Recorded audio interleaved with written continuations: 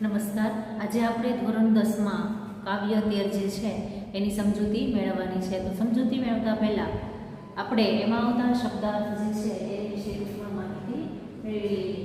તો વતનથી વિદાય થતા એમના કવિ છે જયંત પાઠક. એમનું સાહિત્ય પ્રકાર જે છે એ સોનેટ પ્રકારનો સાહિત્ય પ્રકાર છે. આપણે જે સોનેટ ભણવાનું છે એ શેક્સપિયર ટાઈપનું સોનેટ છે કે જેને 4 4 4 અને 2 એવી ગોઠવણથી ગોઠવવામાં આવેલું છે. એમાં આવતા સમાનાર્થી શબ્દ તો કે વન એટલે જંગલ, અરણ્ય, રાન અથવા કાન. ત્યારબાદ છે જન એટલે મનુષ્ય, માનવ અથવા માણસ. પાય એટલે પગ અથવા ચરણ. તરુ એટલે વૃક્ષ અથવા ઝાડ. અને શિશુ એટલે બાળક અથવા અભ્ર. કર એટલે હાથ, પાણી અથવા ભુજ. હવે જોઈએ વિરુદ્ધાર્થી શબ્દ. તો આઘે એટલે નજીક, ધીમેથી એટલે ઝડપથી, છોડ્યું વિરુદ્ધાર્થી પકડ્યું, ઊંચા વિરુદ્ધાર્થી નીચા. એમાં આવતા તળપદા શબ્દો જોઈએ. ભાળવું તો જોવું, લઈ તો લઈ, આઘે તો દૂર, ભીડવું એટલે બંધ કરવું અને પાય એટલે પગ. તો આ હતા આપણા સોનેટ જે છે એમાં આવતા મુખ્ય શબ્દાર્થ જે છે એ આપેલા છે. હવે સર્વપ્રથમ આપણે જોઈએ તો આપણું કાવ્ય જે છે એનું નામ છે વતનથી વિદાય થતા. કે હાલ આપણે જોઈએ છીએ કે શહેરીકરણ જે છે એ દિવસે દિવસે વધતું જાય છે. ગામડાઓ જે છે એ પડી ભાંગ્યા છે. શું કામ આવું થાય છે કે માણસ જે છે એ જેમ જેમ શિક્ષણનો વ્યાપ વધતો ગયો, ધંધા ઉદ્યોગ વધતા ગયા, એમ કૃષિ ક્ષેત્રે માણસ જે છે એ ઓછો રસ જે છે એ ધરાવવા લાગ્યા. તો આવું થવાનું કારણ જે છે એમાં મુખ્ય માણસ જે છે એ પોતે વિકાસશીલ, પોતે પ્રગતિ સાધી છે, એનું મુખ્ય કારણ છે. પણ વ્યક્તિ જે છે એ જ્યારે પણ પોતાના વતનથી દૂર જાય છે ત્યારે પોતે પોતાનું વતન જે છે એને ક્યારે ભૂલી શકતો નથી. એની સાથે રહેલા એના સંસ્મરણો જે છે એને પોતે હંમેશા વાગોળતો રહે છે. તો આ કાવ્ય જે છે એમાં કવિ જે છે એ પોતાના બાળપણની વાત કરે છે કે જેમને યાદ છે ત્યારથી અત્યાર સુધીમાં જ્યારે જ્યારે પોતાના વતન ગયેલા હતા ત્યારે એનો એક પ્રસંગ જે છે એ પોતે યાદ કરે છે કે ત્યાં પોતાના વતનમાં પોતાનું ખેતર, પોતાના ઢોર ઢાખર, જમીન, પર્વતો, ઘર, ભાડું, ખેતર, પોતર બધું જે છે એ જાણે કે એમના આત્મીય જન બની ગયા છે. એને એક પ્રકારનો એની સાથે લાગણીનો સંબંધ બંધાયેલો છે કે જ્યારે જ્યારે પોતે યાદ કરે છે ત્યારે પોતે પોતે જે છે એ ખૂબ દુઃખ અનુભવે છે. તો શહેરમાં ઉપદેશ વિનાનું મજબૂરીનું જીવન જીવતા કવિ જે છે એ પોતે વતન છોડ્યાનું દુઃખ અનુભવે છે કે પોતાનું સરસ એવું ઘર, ખેતર બધું છોડી અને પોતે શહેરમાં આવે છે ત્યારે કોઈ બીજાના મકાનમાં રહેવું અથવા પોતાનું મકાન થાય છતાં પણ જે સંબંધ, આત્માનો સંબંધ એના ઘર સાથે છે એ આ ઘર સાથે બંધાતો નથી. તો કવિ જે છે એ શહેરી તરફ કટાક્ષ પણ કરે છે અને પોતે જે છે એ વતનનું મહત્ત્વ દર્શાવે છે. તો કવિ જે છે એ પોતે પોતાનો ભ્રમ રહેલો છે, એને એવો ભ્રમ થાય છે કે મારું વતન જે છે એ અહીં જ છે. કેવી રીતે? તો કે પોતે પોતાના સંસ્મરણોને યાદ કરે છે અને પોતે એ ભ્રમ સાથે જીવે છે કે પોતે હાલ એમના વતનમાં જ પ્રવેશી ગયા છે. એવો ઉદ્દેશ જે છે એ સમગ્ર કાવ્ય દ્વારા આપણને વ્યક્ત થાય છે. તો કવિ જે છે એ પોતે પોતાના વતનની વાત કરે છે અને વતનથી પોતે વિદાય થાય છે ત્યારે કઈ કઈ વસ્તુ સાથે પોતે બંધાયેલા છે એની વાત કરે છે. તો આપણે કાવ્ય જે છે એની શરૂઆત કરતાં પહેલાં સર્વપ્રથમ આપણે એમના કવિ જે છે એની માહિતી મેળવી લઈએ. એમના કવિ છે જયંત પાઠક. એમનો જન્મ 20/10/1920, અવસાન 1/3/2003. જયંતલાલ હિંમતલાલ પાઠકનો જન્મ ગોઠ યાની કે જિલ્લો પંચમહાલમાં થયો હતો. તેમણે દાહોદ અને સુરતની કોલેજમાં અધ્યાપક તરીકે કામગીરી કરી હતી. મરમર, સંકેત, વિસ્મય, મૃગયા, અનુનય વગેરે કવિતા સંગ્રહો છે. ક્ષણોમાં જીવું છું એમની સમગ્ર કવિતાનો ગ્રંથ છે. વણાંચલ તેમની નોંધપાત્ર સ્મરણકથા છે. આધુનિક કવિતા પ્રવાહ, આલોક, ભાવિત્રી કિમપી દ્રવ્યમ એમના વિવેચન ગ્રંથો છે. તેમને રણજીતરામ સુવર્ણચંદ્રક, ગુજરાત સાહિત્ય અકાદમી ગાંધીનગર અને સાહિત્ય અકાદમી દિલ્હીનો એવોર્ડ પ્રાપ્ત થયેલા છે. કે એમની રચનાને ધ્યાનમાં રાખી સરસ એવી રચનાને લીધે એમને વિવિધ એવોર્ડ જે છે એ પણ આપવામાં આવેલા છે. તો આ થયા મુખ્ય આપણા કવિનો પરિચય. હવે સમગ્ર સોનેટ જે છે એમાં મુખ્ય સાર શું છે, એનો બોધ શું છે, એની વિશે આપણે ટૂંકમાં માહિતી મેળવીએ.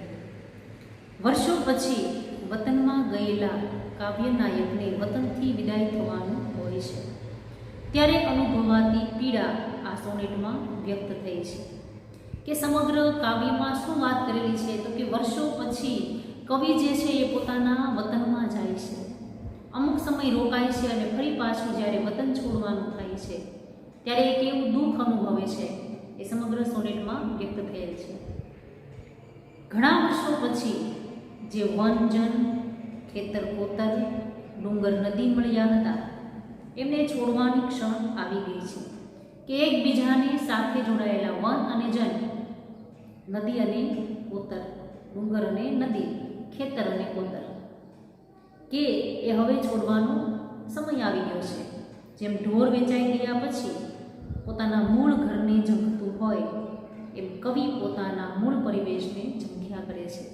કે સામાન્ય રીતે ગામડું હોય એમાં પાલતો પશુઓ જે છે એ પોતાના માલિકને ઓળખતું હોય છે. તો કદાચ એને વેચી દેવામાં આવે તો એ ઢોર જે છે એ ભલે ઘર છોડીને જાય છે પણ એના મૂળ માલિકને હંમેશા ઝંખતું હોય છે, યાદ કરતું હોય છે. એવી વેદના જે છે એ આજ કવિને અનુભવાય છે. પગ ઉપડતા નથી, જેમ વહી ગયેલું પાણી પાછું આવતું નથી એમ વહી ગયેલો સમય પણ પાછો આવતો નથી. કે કેમે કરીને પોતે પોતાનું વતન છોડી અને જાય છે ત્યારે એના પગ ઉપડતા નથી. કે જેમ એકવાર પાણી જે છે એ વહી જાય છે એ ફરી પાછું એનું એ પાણી આવતું પાછું નથી. એવી જ રીતના સમય જે છે એ પણ એકવાર હાથમાંથી ચાલ્યો ગયો, ફરી પાછો એ સમય આવતો નથી. એક કૂતરો પણ થોડી વાર પાછળ આવી એની હદ પૂરી થતાં પાછો વળી જાય છે. એ સ્વાભાવિક ભર્યું આ લેખન થયું છે. કે સમગ્ર સોનેટમાં એ પણ વર્ણન કરેલું છે કે કૂતરો જે છે એ કવિની સાથે સાથે આવે છે પણ જ્યારે એની હદ એટલે કે એની સીમા પૂરી થઈ જાય છે ત્યારે પોતે પણ પાછો વળી જાય છે. અંતે કાવ્યનાયકની ભ્રમ થાય છે કે જેમ બાળક રિસાઈ અને એની મા એને પાછું બોલાવતી હોય એમ મને પણ મારી મા બોલાવે છે. આ માત્ર ભ્રમ છે, હકીકત નહીં. કે એ સમયે કદાચ કવિ જે છે એની મા હયાત નહીં હોય અને પોતાને એવું ભ્રમ થાય છે. ભ્રમ એટલે કે એવો આભાસ થાય છે કે જેમ બાળક રિસાઈ જાય અને એની મા જે છે એને મનાવી અને પાછી બોલાવતી હોય, ફોસલાવતી હોય, એવી રીતે જ્યારે કવિ પોતાનું વતન છોડી અને જાય છે ત્યારે એની મા એને બોલાવતી હોય એવું એમને ભ્રમ થાય છે. પણ આ હકીકત નથી. આમ વતન વિચ્છેદને કારણે અનુભવાતી કરુણતાને ખૂબ સુંદર રીતે કવિએ આ સોનેટમાં મૂકી આપી છે. આમ વતન વિચ્છેદ એટલે કે વતનથી જુદું પડવું ત્યારે જે કરુણતા અનુભવાય છે એની કવિએ સરસ રીતે, સુંદર રીતે આ સોનેટમાં અભિવ્યક્તિ કરેલી છે. તો હવે આપણે કાવ્ય જે છે એની સમજૂતી મેળવીએ. મેં તમને અગાઉ પણ કીધું કે આ જે સોનેટ જે છે એ શેક્સપિયર ટાઈપનું સોનેટ છે કે જેમાં 4 + 4 + 4 = +2 એટલે કે 4 4 4 અને 2 એવી રીતને એની ગોઠવણ કરેલી હોય છે. કુલ 14 પંક્તિમાં લખાયેલું સોનેટ જે છે એ હોય છે. એ મૂક્યું વન, એ મૂક્યા જન, ઘણી વર્ષે મળ્યા જે ક્ષણ. કે પહેલી જ કાવ્ય પંક્તિમાં કવિ કહે છે કે એ મૂક્યું વન, કે ઘણા વર્ષો પછી કવિ જે છે એ પોતાના વતનમાં આવે છે. તો ફરી પાછો આ વતન છોડવાનો જ્યારે સમય આવે છે ત્યારે કવિ કહે છે કે એ મૂક્યું વન, કે જે જંગલ જે છે કે જેમાં જ્યાં પોતે હૈરા ફેરા પ્રકૃતિનું મજા માણી, એ વન જે છે, જંગલ જે છે એ પણ છોડ્યું. એ મૂક્યા જન, કે મારી સાથે રહેનારા લોકો જે છે, જન એટલે માણસો, એને પણ મેં છોડી દીધા. ઘણી વર્ષે મળ્યા જે ક્ષણ, ઘણા વર્ષો પછી મને આ ક્ષણ એટલે કે આ ઘડી જે છે એ મળેલી હતી. કે કેટલાય સમય પહેલાં કવિ જે છે એ પોતાનું વતન છોડી અને કોઈ શહેરમાં રહેવા માટે ગયેલા. ફરી પાછા જ્યારે પોતાના વતન આવે છે ત્યારે એમ કહે છે કે ઘણા વર્ષો પછી મને જે સમય મળેલો હતો એમાં મેં ખૂબ મજા માણી, પણ જ્યારે એને છોડવાનો સમય આવ્યો તો મેં જંગલ પણ છોડી દીધું, મેં એના રહેતા ગામના લોકો જે છે એ પણ છોડી દીધા. મૂક્યા ડુંગરને નદી, વતનના એ કોતર અને ખેતર,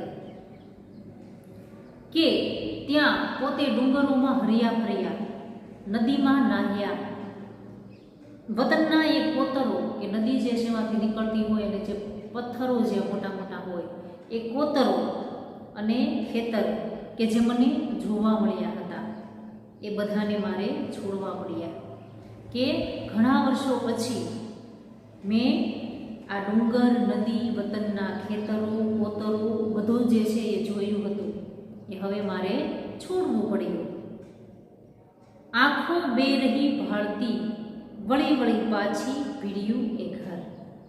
કે આંખો જે છે જ્યારે પોતે વતન છોડે છે ત્યારે આંખો બે રહી ભાળતી, ભાળતી એટલે જોતી. કવિ એમ કહે છે કે પાછું વળી વળીને મારી આંખો જે છે એ આ બધું જોયા કરે છે. ભીડ્યું એ ઘર, ભીડ્યું એટલે કે બંધ કરેલું એ ઘર. જ્યારે પોતાના વતનમાંથી પોતે જાય છે ત્યારે સામાન્ય રીતે ઘર જે છે એ પોતે બંધ કરીને જ જાય. તો ઘર જે બંધ કરેલું, ભીડ્યું બંધ ઘર જે છે એને એની આંખો જે છે એ પાછું વળી વળીને જોવે છે. વેચાઈ ગયું ઢોર, જેમ તલખે કોઠાર છોડ્યું ધણ. કે વેચાઈ ગયેલું ઢોર જે છે એ પોતાના મૂળ માલિકને ઝંખે છે, એવી રીતે કવિ જે છે એ તલખે, તલખે એટલે તડકવું, કોઠાર, કોઠાર એટલે કે જે આપણે સામાન્ય રીતે પશુને બાંધતા હોય એવો ફરજો કહી શકાય, એક ઢાળિયું અથવા બે ઢાળિયું હોઈ શકે, એને છોડ્યું બાંધવા. શું કરે છે તો કે ધન, ઘન એટલે કે બાંધવા વ્યાકુળ બને છે. કે જેવી રીતના માલિક પોતાના ઢોર વેચાઈ ગયેલું હોય એને છોડી અને બીજા કોઈને આપે છે ત્યારે એ ઢોર જે છે એ વિચારતું હોય કે મને મારા માલિક જે છે એ ફરી પાછા બાંધી દે. એવી રીતના કવિ જે છે એ પોતે આજ દુઃખ અનુભવે છે કે મને એવો સમય મળે કે હું મારા વતનમાં જ પાછું રોકાઈ જાઉં. કેડી આગળ જાય પાય અવળા, કેમે કરી ઉપડે. કેડી એટલે કે પગે ચાલી શકાય એવી સામાન્ય રીતે લોકો દ્વારા બનાવેલો રસ્તો. કેડી આગળ જાય છે, પોતે કેડી આગળ જાય છે મતલબ એમ કે કવિ જે છે એ પોતે ચાલતા આગળ વધે છે. પાય અવળા, પગ જે છે, પાય એટલે કે પગ પાછા પડે છે, અવળા પડવા એટલે પાછા પડે છે. કેમે કરી ઉપડે, માંડ માંડ કરી અને પગ મારા ઉપડે છે. આજ કવિ જે છે એ પોતાના વતન છોડવાનું દુઃખ અનુભવે છે અને પોતે વિચારે છે કે કોઈ એમ કે તમારે આ વતન છોડી અને નથી જવું, કેમ કે પોતાની મજબૂરી છે, પોતાનો કામ ધંધો જે છે એ શહેરમાં છે. વતનની સાથે બંધાયેલી લાગણી જે છે એને પોતે છોડી પણ શકતા નથી અને પોતે જે છે એ જ્યારે વતનથી દૂર થાય છે ત્યારે પોતે જે રસ્તો જે છે એ આગળ જતો જાય છે અને પોતાના પગ જે છે એ જાણે કે પાછા પડતા જતા હોય એમ કેમે કરીને એના પગ ઉપડે છે. આ દુઃખ જે છે એ પોતે કવિ અનુભવે છે. આંખો જાય ભરાય, વાટ તરુની કાંટાળી ડાળી નડે. જેવી રીતના રસ્તામાં આપણે ચાલતા હોય અને રસ્તામાં કોઈ કાંટાવાળી ડાળખી પડેલી હોય તો આપણે આગળ કેવી રીતે વધવું, આપણને રસ્તામાં નડવું એટલે કે રોકે એમ કે આગળ કેવી રીતના જવું. એવી રીતે કવિ જે છે એને પોતાનું વતન જે છે એની સાથે ખૂબ લાગણી છે. એટલે કે રસ્તામાં પડેલી તરુ એટલે કે વૃક્ષની ડાળખી જે છે એ નડે છે. એવી રીતે આમ વિચારતા કવિ જે છે એની આંખોમાં આંસુ આવી જાય છે. હૈયું ઉજરડાય રક્ત ટસિયા ફૂટે, ભીમેથી જમે. કે હૈયું ઉજરડાવું એટલે કે વિદાયની વેદનાથી ઘેરાઈ ગયેલું છે. હૃદય જે છે એ આજે પોતાના વતનથી વિદાય થાય છે એનું હૃદય ઘેરાઈ ગયેલું છે. રક્ત ટસ્યા ફૂટ એટલે જેને કે લોહી જે છે એ નીકળતું હોય, ફૂટતું હોય એટલું દુઃખ જે છે એ પીમેથી એટલે કે તેમાંથી હૃદયમાંથી એમ કહે છે કે જાણે લોહી નીકળતું હોય, હૈયામાંથી જાણે કે લોહી ફૂટતું હોય, એમ પીમેથી એટલે કે તેમાંથી લોહી નીકળતું હોય એવું એનું હૃદય જે છે એ વેદનાથી ઘેરાઈ ગયેલું છે. આઘે વેકુરથી નદીની હજી આંગળીઓ રમે. આઘે એટલે દૂર, વેકુરથી એટલે કે નદીની રહેતી હોય, નદીમાં જે રહેતી હોય એને વેકુર કહેવાય. એ નદીની હજી આંગળીઓ રમે કે જ્યારે કવિ પોતે આ નદી કિનારે જતા વિવિધ પ્રકારના ચિત્રો આ રેતીમાં પોતાની આંગળીથી દોરતા એ પ્રસંગ યાદ કરી અને એમ કહે છે કે હજી પણ મારી હાથની આંગળીઓ આ નદીની રેતીમાં રમતી હોય એવું લાગે છે. ચાલો જીવ જવાનું આગળ, પોતાની જાતને કહે છે કે હે જીવ આપણે આગળ જવાનું છે નહીં આ કાળના વહેણમાં. કાળનું વહેણ એટલે કે વહી ગયેલો સમય, કે આપણે ભૂતકાળનો હવે વિચાર નથી કરવાનો, કાળના વહેણમાં પાછું વળવાનું નથી. પોતે એવું શા માટે કહે છે? કેમ કે પોતાને બધી યાદ આવે છે એટલે પોતાના જીવને એમ કહે છે કે ચાલો આપણે આગળ જવાનું છે, નહીં કે આપણે આ વહેણમાં એટલે કે વહી ગયેલો સમય જે છે એમાં પાછા ફરવાનું છે. પાછા ઉપરવાસ શક્ય વહેવું પાણીનું છું નેણના, કે બને એટલું ઉપરવાસ એટલે કે આગળ વધવું. કે જો આપણે આપણો વિકાસ સાધવો હોય, પરિશ્રમ મહેનત કરવાની આપણામાં તાકાત હોય તો હંમેશા શક્ય હોય એટલું આગળ વધવું. ઉપરવાસ એટલે કે આગળ વધવું. પાણી પૂછવું નેણના, આંખમાં રહેલા, નેણ એટલે કે આંખમાં આવેલા પાણી જે છે, આંસુ જે છે એને લૂછી નાખો. પોતાની જાતને કહે છે કે જો આગળ જવું હોય, આપણે આપણો વિકાસ સાધવો હોય તો પાછા જે સમય વહી ગયેલો છે એમાં પાછા વહેવાનું નથી, પણ હંમેશા આગળ વધવાનું છે. તો આંખમાં આવેલા આંસુ જે છે એને લૂછી નાખો. ભારો લઈ ભૂતનું શિરે વણ પૂછે શા વેઠિયા ચાલો. ભારો એટલે ભાર, લઈ એટલે કે લઈને શેનું? તો કે ભૂતનો એટલે કે વીતી ગયેલા સમયનો, ભૂતકાળનો. ભૂત એટલે આમ ભૂત નહીં પણ ભૂતકાળનો એટલે કે વીતી ગયેલા સમયનો ભારો જે છે એ શિરે એટલે કે માથા ઉપર લઈ, વણ પૂછીએ એટલે કે પૂછ્યા વગર, શા એટલે કે શું કામ, વેઠિયા એટલે કે ગુલામ બની જવું.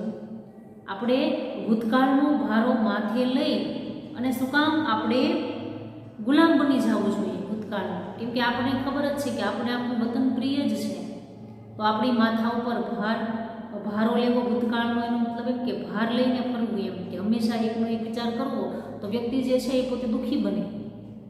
તો કવિ એમ કહે છે કે ભૂતકાળનો ભારો માથા ઉપર લઈ અને શું કામ આપણે એનું વણપૂછ્ય ગુલામ બનવું જોઈએ?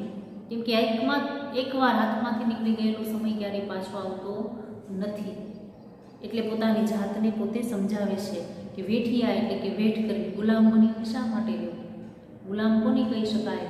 તો કે આપણે બીજા માટે કોઈ કામ કરતા હોય, એના વળતરમાં આપણને કોઈ વસ્તુ કે કોઈ પૈસા આપવામાં આવતા નથી, માત્ર વેઠ જ કહેવાય કે જેનું કોઈ પરિણામ જ નથી. તો આવી ગુલામી જે છે એ શા માટે ગુલામીમાં ચાલવું જોઈએ? એનો મતલબ એમ કે આપણે હંમેશા વર્તમાનનો વિચાર કરી, ભવિષ્યનો વિચાર કરી અને આગળ વધવું જોઈએ. સાથે શ્વાન પૂરી થતા હદ હવે એની પાછા જો, કે પોતે જ્યારે વતન છોડે છે, રસ્તામાં ચાલ્યા જાય છે, તો આ કેડી ઉપર જ્યારે ચાલ્યા જાય છે ત્યારે એની સાથે એક કૂતરો પણ છે, કે જ્યારે ગામની હદ એટલે કે સીમા પૂરી થાય છે તો આ કૂતરો પણ પાછો વળી જાય છે. આગે ખેતર જો બેકર કરી ઊંચા મને વારતી. આગે એટલે દૂર, ખેતર જો એ પોતાનું ખેતર જે છે એ દૂરથી પોતે જોવે છે. બે એટલે કે બે અને કર એટલે કે હાથ ઊંચા કરી અને મને વારતી એટલે કે મને મારું આ ખેતર પાછી વાળતી હોય, પાછું બોલાવતું હોય એવું મને લાગે છે. એ મારી ભ્રમણા. આ શું છે? મારી ભ્રમણા છે, મારો ભ્રમ છે. શું શું કામ? તો કે રિસાઈ ગયેલી શિશુને બોલાવતી બા કે જેવી રીતના રિસાઈ ગયેલું બાળક હોય એને પોતાની માતા પાછી બોલાવતી હોય, એમાં ખેતરરૂપી માં જે છે એ જાણે કે બે હાથ ઊંચા કરી અને કવિને પાછા બોલાવતી હોય એવું લાગે છે, પણ આ ભ્રમ છે. કેમ કે કવિ જે છે એ પોતે સંપૂર્ણ લાગણીથી આ દરેક વસ્તુ સાથે જોડાયેલા છે, પોતાના વતનની સાથે એમને પ્રેમ છે, લાગણી છે. એટલા માટે પોતે જે છે એ વતનથી દૂર થવા માંગતા નથી. અને એક એવું પણ પોતે વિચારે છે કે પોતે જે છે એ હંમેશા પ્રગતિ સાધવા માંગે છે, સફળતા પ્રાપ્ત કરવા માંગે છે. તો એમ પણ પોતે કહે છે કે ખોટે ખોટું આપણે ભૂતકાળમાં ભાર જે છે એ માથે લઈને ફરવું, એના કરતાં આપણે આગળ વધવું જોઈએ. તો અહીં આપણું કાવ્ય જે છે એ અંતરિક્ષમાંથી લેવામાં આવેલું છે. એમનો સાહિત્ય પ્રકાર જે છે કવિતા સંગ્રહ જે છે અંતરિક્ષ એમાંથી લેવામાં આવેલો છે. તો હવે આપણે આ સોનેટ જે છે એને ફરીવાર હું એકવાર તમને સમજૂતી આપી દઉં. કાવ્ય પંક્તિ જે છે એ એમ જ રહેશે, હું તમને ખાલી એનું ભાષાંતર કરીશ. કેમ બોલવાનું? તો કે ઘણા વર્ષો પછી જે સમય મળેલો છે, જે ક્ષણ મળેલી છે, એમાં વતન છોડવાનું જ્યારે થાય છે ત્યારની વાત કવિ જે છે એ પોતે કરે છે કે ઘણા વર્ષો પછી જે ઘડી મળી છે તેમાં જંગલ પણ છોડી દીધું, માણસો પણ છોડી દીધા. ઘણા વર્ષો પછી જે વન અને જન મેં મૂકેલા હતા, હવે ફરી પાછા પોતાના વતનમાં પોતે આવે છે ત્યારે એને છોડવાનો સમય આવી ગયેલો છે. ડુંગર, નદી, કોતર અને ખેતર જે મને જોવા મળ્યા હતા એ બધાને છોડવા પડ્યા. પહેલાં પણ છોડ્યા હતા અને હાલ પોતે અત્યારે પણ છોડે છે. ઘર જે છે એ બંધ થયેલું છે, તો એ ઘરને કવિ જે છે એ ફરી પાછા વળીને બે આંખોથી જોઈ રહ્યા છે. વેચાઈ ગયેલું ઢોર જેવી રીતના તડપે છે, પોતાના મૂળ માલિકને તલખે છે, અને પોતે એવું ઈચ્છતું હોય કે ફરી પાછું એને પોતાના કોઠારમાં બાંધી દેવામાં આવે. એ ઢોર જે છે એ વ્યાકુળ બને છે. એવી રીતના કવિ જે છે એ પોતાના વતનને છોડતા વ્યાકુળ બને છે. પોતે પણ એવું ઈચ્છે છે કે પોતાને જો બને તો વતનમાંથી પાછા ન જાય, કેમ કે વતન છોડવાનું એમને દુઃખ છે. જેમ જેમ રસ્તો આગળ જાય છે એમ એના પગ પાછા પડતા જાય છે. માંડ કરીને કેમે કરીને પગ આગળ ઉપાડે છે. આંખો આંસુથી ભરાઈ જાય છે. જેવી રીતના વૃક્ષ જે છે એની કાંટાળી ડાળખી રસ્તા પર નડે, એવી રીતના પોતાને આ વતન છોડતા દુઃખ થાય છે. હૈયું વિદાયની વેદનાથી ઘેરાયેલું છે. જેવી રીતના હૃદયમાંથી જાણે કે રક્તરશિયા લોહી જે છે એ ફૂટી રહ્યું છે. પીમેથી એટલે તેમાંથી લોહી જે છે એ ફૂટી રહ્યું છે. શું કામ? તો કે વિદાયની વેદનાથી કવિ જે છે એનું હૃદય ઘેરાયેલું છે, એમાંથી જાણે કે લોહી ફૂટી રહ્યું છે. દૂર નદીની રેતીમાં હજી પણ જાણે કે એમની આંગળીઓ રમતી હોય એવું કવિને લાગે છે. પોતાના જીવને કહે છે, પોતાના આત્માને કહે છે કે ચાલો આપણે આગળ જવાનું છે. વહી ગયેલો સમયમાં પાછું રહેવાનું નથી. જેટલું બને તેટલું આપણે આગળ વધવાનું છે. આંખમાં આવેલા પાણી જે છે એને તમે લૂછી નાખો. શા માટે આપણે ભૂતકાળનો એટલે કે વીતી ગયેલા સમયનો ભાર જે છે એ માથે લઈ અને પૂછ્યા વગર ગુલામ બની અને શા માટે રહેવું જોઈએ? કેમ કે એનાથી આપણને કંઈ પ્રાપ્ત થવાનું નથી, માત્ર દુઃખ સિવાય. સાથે પોતાની કૂતરું પણ આવે છે. જ્યારે પોતે વતન છોડી અને આગળ જાય છે તો પોતાની હદ પૂરી થતાં કૂતરું પણ પાછું વળી જાય છે. આઘે દૂર ખેતરને કવિ જોવે છે, તો આ ખેતર જે છે, આ માતા જે છે એ જાણે કે એને ફરી પાછી બે હાથ લાંબા કરી અને બોલાવતી હોય એવું લાગે છે. આ મારો ભ્રમ છે. કેમ કે રિસાઈ ગયેલું બાળક જે છે એને પોતાની માતા, શિશુ એટલે બાળકને એની માં બોલાવતી હોય એમ આ ખેતર પણ મને બે હાથ લાંબા કરી અને બોલાવે છે. આ મારો ભ્રમ છે. તો સમગ્ર કાવ્ય જે છે એમાં સરસ એવી કવિએ પોતાના વતનથી દૂર થતાં જે દુઃખ અનુભવે છે, વતનની સાથે એમની જે લાગણી છે એની વિવિધ પ્રકારની ઉદાહરણો આપી અને વાત કરેલી છે. તો આપણું આ કાવ્ય જે છે એ અહીં પૂરું થાય છે.